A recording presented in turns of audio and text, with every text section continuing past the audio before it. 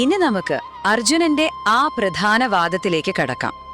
ഇതൊരു സാധാരണ വാദമല്ല, മറിച്ച് ഓരോ കാരണവും അതിന്റെ ഭയാനകമായ പ്രത്യാഘാതങ്ങളുമായി എങ്ങനെ ബന്ധപ്പെട്ടിരിക്കുന്നു എന്ന് കാണിക്കുന്ന ഒരു ചങ്ങല പോലെയാണ് അദ്ദേഹം കാര്യങ്ങൾ വിശദീകരിക്കുന്നത്.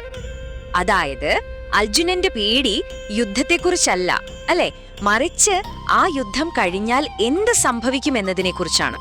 അദ്ദേഹത്തിന്റെ ശ്രദ്ധ വ്യക്തിപരമായ കാര്യങ്ങളിൽ നിന്ന് മാറി തന്റെ സമൂഹം തന്നെ നിലനിൽക്കുമോ എന്ന വലിയൊരു ആശങ്കയിലേക്കാണ് പോകുന്നത്.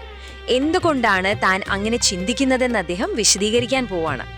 അപ്പോൾ ഈ ഒരു വാദം മുഴുവനായിട്ട് മനസ്സിലാക്കുന്നതിന് മുമ്പ് അതിന്റെ ഹൃദയഭാഗത്തുള്ള 2 പ്രധാനപ്പെട്ട സംസ്കൃത വാക്കുകൾ നമ്മൾ മനസ്സിലാക്കണം.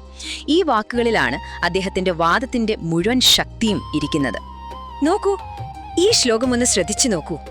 ഒരു സാമൂഹികമായ വാദം എത്ര കൃത്യമായി അവതരിപ്പിക്കാൻ വേണ്ടിയാണ് ഓരോ വാക്കും എത്ര ശ്രദ്ധയോടെ തിരഞ്ഞെടുത്തതെന്ന് നമുക്ക് കാണാം. അധർമാഭിഭവാത് പ്രദുഷ്യന്തി കുലസ്ത്രീയഃ വർണ്ണസങ്കരഃ, ഇവയാണ് അതിലെ പ്രധാന വാക്കുകൾ. അപ്പോ എന്താണ് ഈ അധർമ്മം? യുദ്ധം കാരണമുണ്ടാവുന്ന ഏറ്റവും വലിയ പ്രശ്നമായിട്ട് അർജുനൻ കാണുന്നത് ഇതിനെയാണ്. അതായത് ശരിയും തെറ്റും തിരിച്ചറിയാൻ പറ്റാത്ത സമൂഹത്തിന്റെ ധാർമ്മികമായ അടിത്തറ തന്നെ ഇളകുന്ന ഒരവസ്ഥ. മറ്റെല്ലാ പ്രശ്നങ്ങളും തുടങ്ങുന്നത് ഇവിടെ നിന്നാണ്. അടുത്തത് വർണ്ണസങ്കരമാണ്.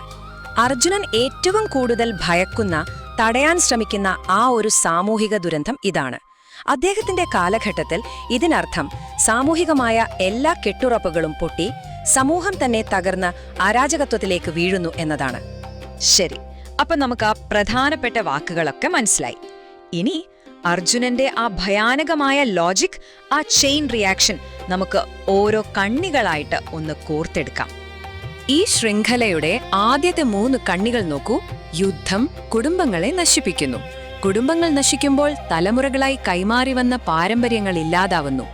ഈ പാരമ്പര്യങ്ങൾ ഇല്ലാതാവുമ്പോൾ സമൂഹത്തിൽ അധർമ്മം വ്യാപിക്കാൻ തുടങ്ങുന്നു. കണ്ടില്ലേ, ഒരൊറ്റ സംഭവം എങ്ങനെയാണ് സമൂഹത്തിന്റെ അടിത്തറയെ തകർത്തു തുടങ്ങുന്നത് എന്ന്. ഇനിയാണ് ഏറ്റവും നിർണായകമായൊരു പോയിന്റിലേക്ക് വരുന്നത്. ശ്ലോകത്തിലെ 4ാമത്തെ കണ്ണി. സമൂഹത്തിൽ അധർമ്മം വ്യാപിക്കുമ്പോൾ കുടുംബത്തിന്റെയും പാരമ്പര്യങ്ങളുടെയും കാവൽക്കാരായി കണക്കാക്കപ്പെടുന്ന സ്ത്രീകൾക്ക് സംരക്ഷണമില്ലാതാവുകയും അവർ വഴിതെറ്റിപ്പോകാൻ സാധ്യതയുണ്ടാവുകയും ചെയ്യുന്നു എന്ന് അർജുനൻ പറയുന്നു. അങ്ങനെ ഈ ശൃംഖല പൂർത്തിയാവുകയാണ്. സ്ത്രീകൾ വഴിതെറ്റുന്നത് വർണ്ണസങ്കരത്തിലേക്ക് നയിക്കുന്നു. അത് സമൂഹത്തെ പൂർണ്ണമായ തകർച്ചയിലേക്കും അരാജകത്വത്തിലേക്കും തള്ളിവിടുന്നു. അർജുനന്റെ കാഴ്ചപ്പാടിൽ അവിടെ നിന്നൊരു തിരിച്ചുവരവ് പിന്നെ സാധ്യമല്ല. ഇതുകൊണ്ടാണ് അർജുനൻ വിശ്വസിക്കുന്നത് ഈ യുദ്ധത്തിൽ ജയിച്ചാൽ പോലും അതൊരു പൊള്ളയായ വിജയമായിരിക്കുമെന്ന്. കാരണം ഏത് സമൂഹത്തിനു വേണ്ടിയാണോ താൻ പോരാടുന്നത്, ആ സമൂഹം തന്നെ ഈ യുദ്ധത്തിന്റെ ഫലമായി ഇല്ലാതായി പോകും. അപ്പോ നമുക്കൊരു സംശയം തോന്നാം, എന്തുകൊണ്ടാണ് അർജുനന് ഈ വാദം ഇത്രയും പ്രധാനപ്പെട്ടതായി തോന്നിയത്? കാരണം അദ്ദേഹം സമൂഹത്തെ കാണുന്നത് എളുപ്പത്തിൽ കീറിപ്പോകാവുന്ന, പരസ്പരം നൂലുകളാൽ ബന്ധിതമായ ഒരു തുണി പോലെയാണ്. ഒരിടത്ത് കീറിയാൽ അത് മുഴുവനായി പടരും. ഇവിടെ നമ്മളൊരു കാര്യം മനസ്സിലാക്കണം. അർജുനൻ ഇവിടെ സ്ത്രീവിരുദ്ധമായ എന്തെങ്കിലും പറയുകയല്ല, മറിച്ച് അദ്ദേഹത്തിന്റെ കാലഘട്ടത്തിലെ ഒരു സാമൂഹിക യാഥാർത്ഥ്യം വിവരിക്കുകയാണ്. ആ കാലഘട്ടത്തിൽ സാമൂഹികമായ സ്ഥിരത നിലനിർത്തുന്നതിൽ സ്ത്രീകൾക്ക് ഒരു കേന്ദ്രസ്ഥാനം ഉണ്ടായിരുന്നു. അവരുടെ സംരക്ഷണം സമൂഹത്തിന്റെ നിലനിൽപ്പിന് അത്യാവശ്യമായിട്ടാണ് കണ്ടിരുന്നത്. അതായത് യഥാർത്ഥ പ്രശ്നം സ്ത്രീകൾ ദുർബലരായതുകൊണ്ടല്ല, മറിച്ച് അവരെ സംരക്ഷിക്കേണ്ട, അവർക്ക് താങ്ങാവേണ്ട ആ ഒരു സാമൂഹിക ഘടന തന്നെ ഇല്ലാതാവുന്നതാണ് ഏറ്റവും വലിയ ദുരന്തം. അർജുനന്റെ വാദത്തിന്റെ കാതൽ യുദ്ധം സമൂഹത്തിലെ ഏറ്റവും ദുർബലരായ മനുഷ്യർക്ക് വരുത്തിവെക്കുന്ന ദുരിതങ്ങളെക്കുറിച്ചാണ്. അപ്പോ ആയിരക്കണക്കിന് വർഷം പഴക്കമുള്ള ഈ ഒരു വാദത്തിന് ഇന്നും എന്താണിത്ര പ്രസക്തി? കാരണം വളരെ ലളിതമാണ്. നമ്മുടെ ഓരോ പ്രവൃത്തിയുടെയും അടിയന്തര ഫലങ്ങൾക്കപ്പുറം അതിന്റെ ദൂരവ്യാപകമായ പ്രത്യാഘാതങ്ങളെക്കുറിച്ച് ചിന്തിക്കാൻ ഈ വാദം നമ്മളെ നിർബന്ധിക്കുന്നു. അപ്പോ ഈ ഒരൊറ്റ ശ്ലോകത്തിൽ നിന്ന് നമുക്ക് എന്തൊക്കെയാണ് പഠിക്കാനുള്ളതെന്ന് നോക്കാം. 1, അക്രമം ഒരിടത്തും ഒതുങ്ങി നിൽക്കില്ല, അത് പടർന്നു പിടിക്കും. 2, ഏത് സംഘർഷത്തിന്റെയും ഏറ്റവും വലിയ ഭാരം പേറുന്നത് എപ്പോഴും ദുർബലരായിരിക്കും. 3, സമൂഹത്തിന്റെ കെട്ടുറപ്പ് ഒരിക്കൽ നഷ്ടപ്പെട്ടാൽ അത് വീണ്ടെടുക്കാൻ വളരെ പ്രയാസമാണ്.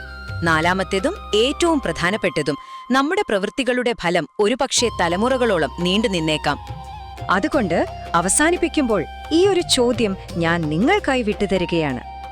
അർജുനൻ തന്റെ പ്രവൃത്തിയുടെ പ്രത്യാഘാതങ്ങളെക്കുറിച്ച് ചിന്തിച്ചതുപോലെ നമ്മൾ ഓരോരുത്തരും ചെയ്യുന്ന കാര്യങ്ങൾ അതെന്തൊക്കെയാണ് ഈ ലോകത്ത് തുറന്നുവിടുന്നത്? ആഴത്തിൽ ചിന്തിക്കേണ്ട ഒരു ചോദ്യമാണിത്. വീഡിയോ ഇഷ്ടപ്പെട്ടെങ്കിൽ ചാനൽ സബ്സ്ക്രൈബ് ചെയ്യാൻ മറക്കല്ലേ.